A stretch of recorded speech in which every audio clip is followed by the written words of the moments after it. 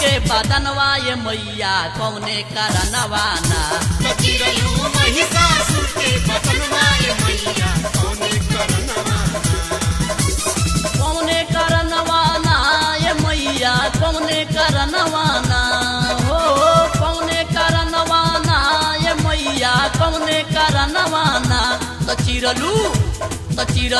महिषासुर के बदनवा ये मैया कौने करनवाना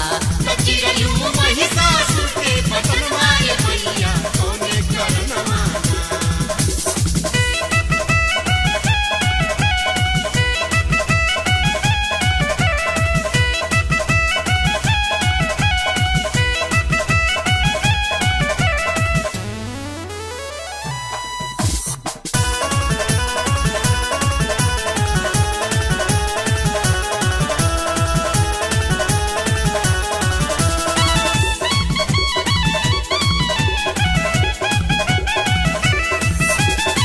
देवलोक के कहला पे मैया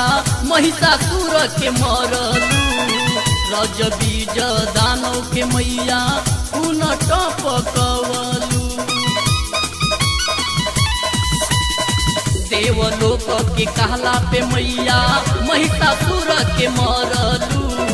रज बीज दानव के मैया खून टपकवलू कौने करनवाना ये मैया कौने करनवाना हो कौने करनवाना ये मैया कौने करनवाना तो गईलू ओढ़ौल पर लो भाई ये मैया कौने करनवाना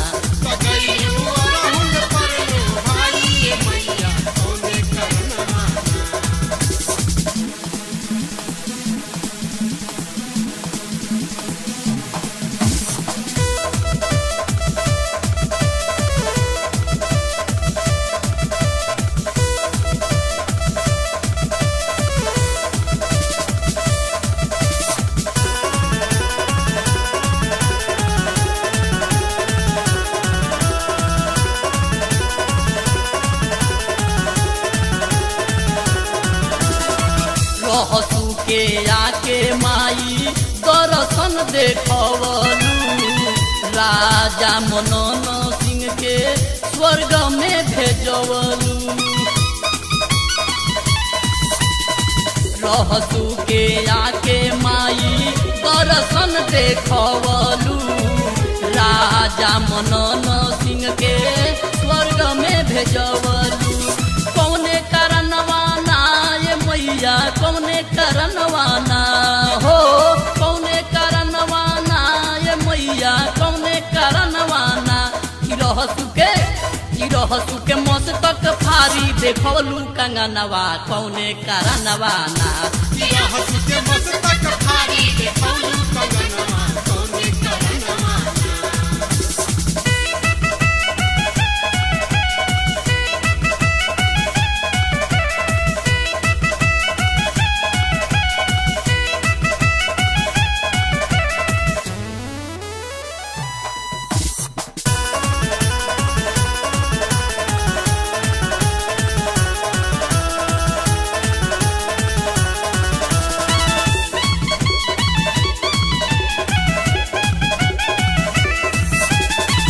बोला जय जयकार ये मैया तोहरे दरबार में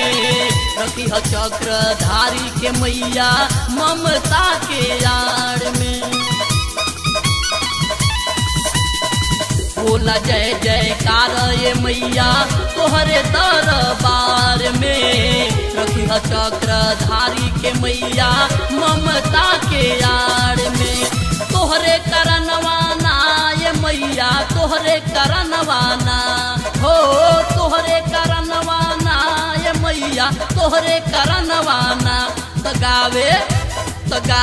सागर किशोर भजनवा ये मैया तोहरे करनवाना तो गावे सागर किशोर भजनवा ये मैया तोहरे करनवाना